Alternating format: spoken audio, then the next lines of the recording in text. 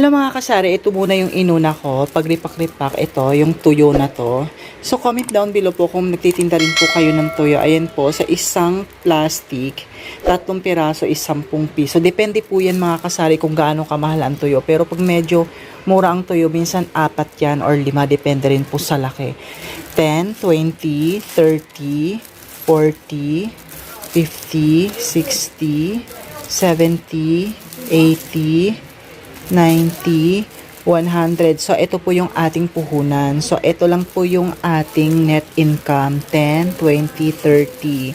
Mga kasari, ang puhunan po natin ng kalahating kilo na toyo is 100 pesos. Ito lang po yung ating net income. 30 pesos, which is not bad mga kasari. So, comment down below kung nagtitinda rin po kayo ng mga tuyo sa tindahan kasi isa din po yan sa hinahanap ng mga customer dito sa atin. Like for example, pag bumili sila ng itlog, minsan naghanap sila ng tuyo, kasama na rin yung mantikang ripak na tigli 5 piso. Tapos lumabas na rin po ako kanina kasi nagbayad po tayo ng Meralco natin. So eto po, bumili na po tayo ng ating mga dagdag paninda sa ating maliit na sari-sari store. Eto po, bumili po tayo nito, yung crinkles. Hindi ko alam kung jelly o gummy worm to. Tag-piso isa. Tapos meron po tayo dito ganito po. Ayan, kasi ang mga bata kasi minsan nagsasawa din sila pag walang bago sa kanilang paningin. Hindi sila excited na bumili sa ating sari-sari store. Ito po yung pinaka-highlights talaga dito sa ating mga sari-sari store. Yung mga gusto ng mga bata. Ayan, mga candies. Kasari kanina, galing pala ako ng palengke. So, hindi na po ako nakapag-vlog kasi sobrang init po kanina. So, nakapagbili na po tayo ulit ng ating mga kailangan na ating mga frozen food. Ayan po, ito sa 2 eco bag. Dito po, ito po yung ating napamiling gulay. Ayan, medyo mura po yung gulay ngayon. Ito naman po yung kamates. Minsan may naghanap po sa atin. Ayun, ito po nabili ko lang po siya ng 20 pesos. Ito na siya karami. So, ayan. Isa din po yan sa dahilan kung bakit pumunta tayo ng palengke dahil hinahanap din po yan ng ating mga customers sa ngayon. So, ito naman po yung ating frozen food. Ito yung ating bossing cheese dog. 5 kilo po ang nabili po natin. So, ayan. Kasi nag-sold out po ang ating hotdog kasi alam naman po natin na talagang mabenta siya kasi marami pong estudyante sa ngayon. Ito lang po talaga yung madali nilang lutuin sa umaga. Ayan, dito naman po tayo sa eco bag na kulay puti na to. So, ito na po yung ating mga... Comment down below mga kasari kung talagang nagtitinda po kayo nito. Ayan, ito po yung mga ripak-ripak natin na laurel. Dito naman po is ito naman po yung pamintang durog. Ay, ito yung pamintang buo. Tapos, meron po tayo ditong bawang. Actually, mga kasari, itong mga condiments na to is fast-moving items po to sa ating sari-sari store. Hindi po tayo lugi talaga nito dahil every now and then may nagluluto at kailangan po nila yan. Ayun, ito naman po yung ating pamintang durog. So, hindi ko na po isa-isahin. Tapos, ito naman po mga kasari sa binatungan ng mga natin, paminta, is ito naman po yung ating CDO Crispy Burgerits. Ang bentahan po natin nito sa ating tindahan is 55 pesos. Bumili lang po tayo ng 1 kilo. Ang 1 kilo bali 4 lang po yan na pack. Tapos ito naman po yung ating cheese salami. Ayun, 45 na po yung ating bentahan yan dito sa ating sari-sari store. Bumili lang po ako nito ng 2 kilo. At eto naman po yung ating cheese dog na footlong. Ayan, ang bentahan po natin na to is 13 pesos. Ang 1 kilo nito is 149 pesos. Tapos eto naman yung pinakailalim is eto naman po yung ating baloney. Bumili din po ako nito ng 2 kilos. So ayan. At eto naman po yung ating bawang. 24 pesos po, 5 piraso. Eto naman po mga kasari yung resibo natin na nabayaran natin sa ating mga frozen food. 5 kilong bossing cheese dog is 155 ang 1 kilo. So 775 ang 5 kilo. 2 kilong salami is 135 ang 1 kilo. So 270 ang 2 kilo. 2 kilong footlong. Ay mali pala ako mga kasari. 154 na pala ang 1 kilong footlong. So ang nabayaran natin sa 2 kilo is 308. 1 kilo na burger is 43. Ang isang kilo niya is 172. Ang bentahan po natin sa ating burger is 55. Dito naman po sa ating bossing cheese took is 12 ang isa. Sa salami naman is 45 pesos ang isang pack. Sa footlong naman is 13 pesos each. At dito naman sa balon is 35 pesos. So 260 ang dalawang kilo. So ang total na nabayaran po natin is 1,780 pesos. Ito naman po mga kasari yung ating nabiling chicken. 2 kilo lang po ang binili kong chicken. Pangkonsumo lang po yan. Tapos, eto naman po yung ating isda. Ito po yung napakamahal ng isda ngayon mga kasari. Eto, kalahating kilo lang po itong salay-salay. Nagbayad po tayo nito ng 175 pesos.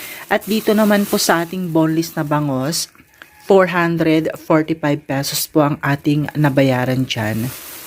Yan. Tapos, eto naman po yung ating chicken. 170 ang kilo. So, nagbayad po tayo nito ng 340 pesos. So, ayun mga kasari, sold out po tayo sa ating frozen. Ang natira na lang po natin dito is ito po yung ating longganisa. Meron pong natirang 3 balo tapos isang baloni. Ayan, tapos meron pa po tayo ditong natirang 1 kilo na manok. So, ilagay na po natin sila dyan para hindi na po masira agad. Actually, nabentahan na po tayo agad ng ating hotdog. May bumili na po sa akin agad ng 4, tapos nasundan pa ng 3, tapos nasundan ng 1. So, bali, 8 agad ang ating nabenta. Ayun mga kasari, naglobat na ako kaya wala na po yung ating flush. So, kailangan lang po natin to lahat ilagay para fresh po talaga yung ating mga frozen food. Yan. Pasensya na mga kasari kung madilim po yung ating video. Lobat na po yung phone ko. Kailangan lang nating ilagay to lahat. So ang burgerits natin, dito natin ilagay sa gilid para hindi siya madurog. Tapos itong nasa ibabaw, dito natin ilagay sa front para ito yung mabenta natin. Una nating mabenta. Ayan. Kasi sila yung stocks. Tapos, ilagay na po natin yung chicken dito. Chicken ulit.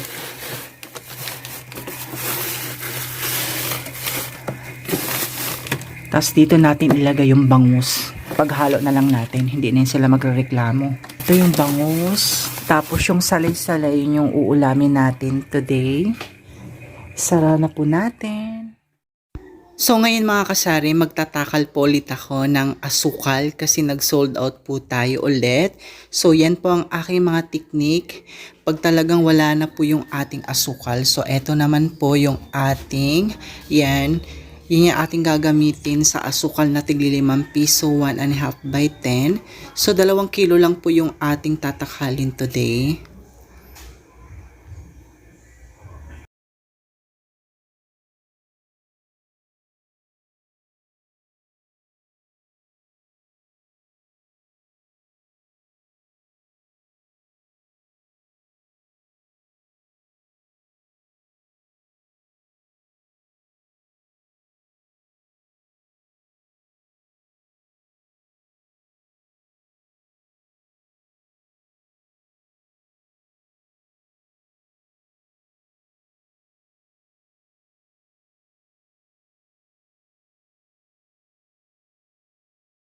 Sari, natapos na rin po natin i-repack yung 2 kilong asukal natin. Nabilang ko na po yan. 40 pieces po yan. Tapos 5 piso po ang ating bintahan sa isang ganito. So, 40 pieces times 5 equals 200. So, 1 kilo po is 90 pesos. So, meron po tayong tubo na 20 pesos sa 2 kilo, which is not bad na rin mga kasari. Kasi kahit papano naman is makakatulong din tayo sa ating customer. Alalahanin po natin, hindi po lahat ng mga paninda natin dito sa ating sari-sari store is talagang tutubo tayo ng bonggang-bongga tulad nitong asukal.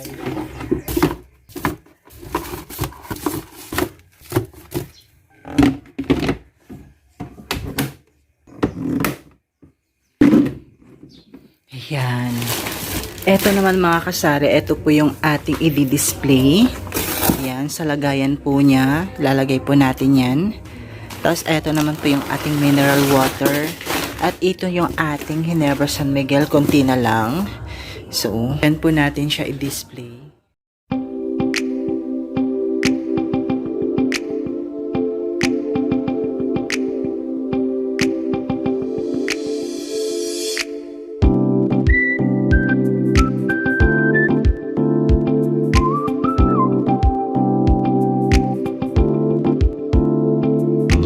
So, dito naman mga kasari sa pinakamataas, ito sa nilagyan ko ng spaghetti sauce. Diyan po natin ilalagay yung ating mga C2 tsaka yung ating mismo na Coke. Ito po yung ating C2 solo na apple flavor. Diyan po natin ilagay yan. Ito naman po yung ating Coke mismo. Ayan, magkasama sila dyan. If in case dyan lang po natin yan sila kukuhanin lahat.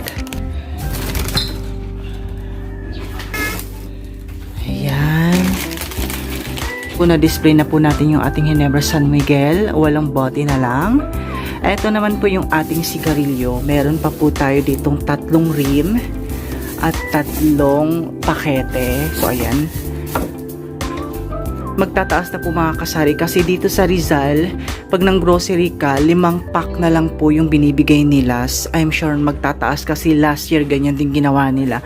Sa isang customer na bumibili, hindi ka na pwedeng bumili ng isang rim. 5 pakete na naman po yung ating Emperador Lights na 750 ml. 6 na bote na lang po ang natira. Dito naman po tayo sa ating Emperador Lights na litro. 6 na bote na rin ang natira.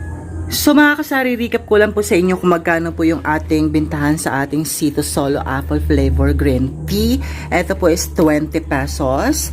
Ito naman sa ating mismo is 20 pesos din. Ito naman sa ating Ginebra San Miguel, kahit nagtaas na po siya, 70 pesos pa rin ang bote natin dyan. Dito naman sa ating Emperador Lights na 750 ml is 150 pesos. At dito naman po sa ating Emperador Lights na litro is 180 pesos. Dito naman po mga kasari sa Winston na isang rim is 1,250 ang isang rim. Tapos ang isang pakete nito is 160 pesos dito sa aking sari-sari store mga kasari. Ang isang piraso is 8 pesos. Ito naman po sa ating 350 ml na Nature Spring Mineral Water is 10 pesos ang isang bote. Dito naman po sa ating malalaking chichirya is 25 pesos. Dito sa ating mga maliliit na chichirya is 4, 5. Yung mga medium size is 8 pesos pang bintahan natin dyan. Ito naman po sa ating Rich Choco, Richies, Rich Nut, Pink Laba is 14 pesos. Ito mga kasari, ilagay na po natin to sa ating lagayan. Ito mga kasari, ito po yung ating mga napamiling bago na mga mga bawang, paminta, yun, tsaka mga laurel. Tabi lang natin yan. Ito po yung ating lagayan ng ating mga stocks ng ating mga kape. Ito, meron po pala tayo dito mga broth cubes tsaka magic sarap.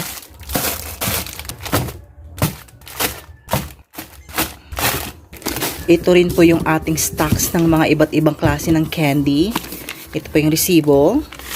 So, ayan mga kasari, may mga candy pa po tayo na stocks. So, hindi muna tayo bibili ng mga candy. So, dito naman sa karton na to mga kasari is meron pa pala tayo ditong candy. Tapos, meron pa tayong mga sotanghon. Meron pa tayong tang na grapes flavor. Asukal. At ayun, ang pinakailalim is meron pa po tayo ditong instant coffee na Greatest White Twin Pack. At meron po tayo ditong udong. Masarap to pag nilagyan ng sardinas. Ayan. Sa mga taga-probinsya nung kabataan ko, sikat na sikat to sa amin. Pag wala kaming ulam, ito po yung binibili ng nanay ko. Tapos lagyan namin to ng sardinas, ulam na. Ito naman, ililagay na rin po natin sa ating lagayan ng ating mga doughy donut. Tapos, ang pinakailalim nito is, ayun, may 60 ml na dato puti soy sauce. At meron din po tayo ditong crispy fry. At may mga candy pa rin po dito. Ayun, ibaba lang natin to. Mali yung diskarte ko mga kasari. Dapat inuna ko muna yung mga doughy donut. Eto naman mga kasari, sa brown na box na ito, ito po yung ating lagayan ng ating iba't ibang klase ng mga biskwit at ng ating iba't ibang klase ng fudgy bar at donut.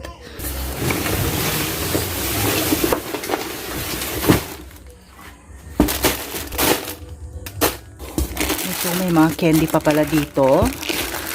Ayun, ito pa, mga candy na po lahat to mga kasari.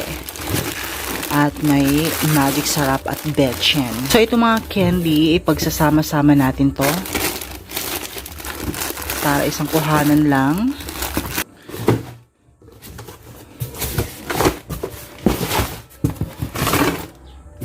Ayun mga kasari, ang dami pala nating mga candy na nabili.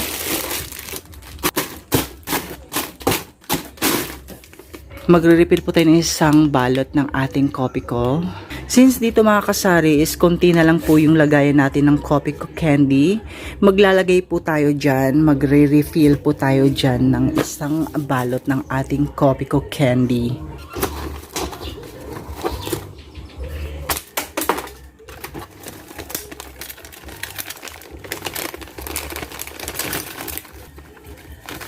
So ayan mga kasari, nakita nyo kung gaano kakalat yung aking tindahan ngayon. So ayan, magdi-display po ako at ilalagay ko po yan sa kanya-kanya nilang lagayan para hindi na po sila magkalat. So ganito po yung ginagawa ko pag wala akong magawa dito at wala naman pong customer. Kaya para hindi sayang yung ating oras, ayan, i-organize na po natin lahat ng ating mga paninda para wala na pong kalat at hindi na po siya masikip tingnan. So, antabayanan nyo mga kasari yung ating pagdi-display. So, sana magustuhan nyo po yung ating vlog today. So, keep on watching mga kasari.